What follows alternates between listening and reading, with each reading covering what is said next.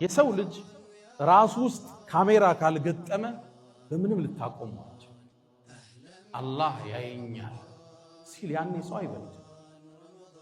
ፎርጅድ ዕቃ አይሸጥም፣ ቀይሮ አያቀርብም፣ አይምልም። አላህ ያየዋል፣ አይበድልም። ረመዳን ይህን ኩትኮታ ሊሰጥ ነው የመጣው። እንዴት አትሉኝ?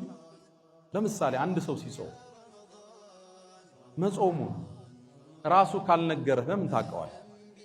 ዘይሮ ከሄደ ጾሟል አፍጥሯል አታውቅም። ጾም አላህ ያየኛል ብለህ የምትሰራው ስራ ብቻ። አሊያም ረመዳን ቀን ቤቱ አሁን ምሳውን በልቶ ግጥም አርጎ መጥቶ አፉን ጠራርጎ የዛሬ ፀሐይ ምን አበረታው ቢልህ በምን ታውቃለህ? መብቱ ነው አይደል? አላህ ያየኛል ስለሚል ነው ውዶ ያደረገ የተግመጠመጠበትን ውሃ ሳይውጥ የሚተፋው። አላህ ብቻ የሚያውቀው ነው። የጉሮሮን ኬላ አላህ ብቻ ነው የሚያየው።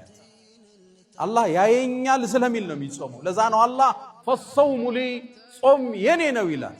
እኔም ፈርቶ ነው ባሪያ የሚጾም እንጂ ያቺ ቤት ውስጥ ምግብ የምታዘጋጀው ውዷ ባለቤት ምግብ ቀምሳ ትፍ የምትለው ማን ያየኛል ብላ ወደ ውስጥስ ብትስበው አትችልም ነው። ጉሮሮን ስታልፍ የሚያያት ጌታ እንዳለ ታውቃለህ። ጾም አላህ ያየኛል ካላልክ በስተቀር አንድን ሰውንም ማስገደዳችን። አንድን ሰው አስገድደ መሳሪያ ይዘህ ሶላት ልታሰግደው ትችላለህ፣ ሩኩዕ በል ስጁድ በል እያለ።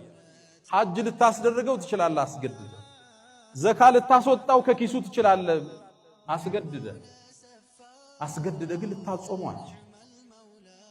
ጾም የምትከለክለው ምግቡን ነው፣ ቀማኸው ተስማምቷል። ዙሁር ደረሰ ልስገድ ይላል። ሶላት ትከለክለዋል አትከለክለው። ሊሰግድ ሲል ደግሞ ውዱ የሚባል አለ አይደል?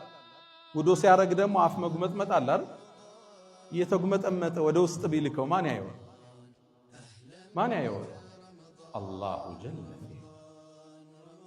አስገድደህ ማታሰራው ዒባዳ ካለ ጾም ብቻ። ይሄን ስለሚያውቅ አላህ ፈሰውሙ ሊ ጾም የኔ ነው አለ።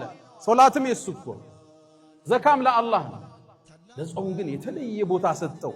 አላህ ያየኛል ብለህ የምትሰራው ስራ። ይህን ሳናቀው ውስጣችን ላይ አላህ ያየናል የሚለውን ስሜት አላህ ዚሮ መዳን ላይ ይክበዋል፣ ይሰራዋል፣ ይገነባዋል።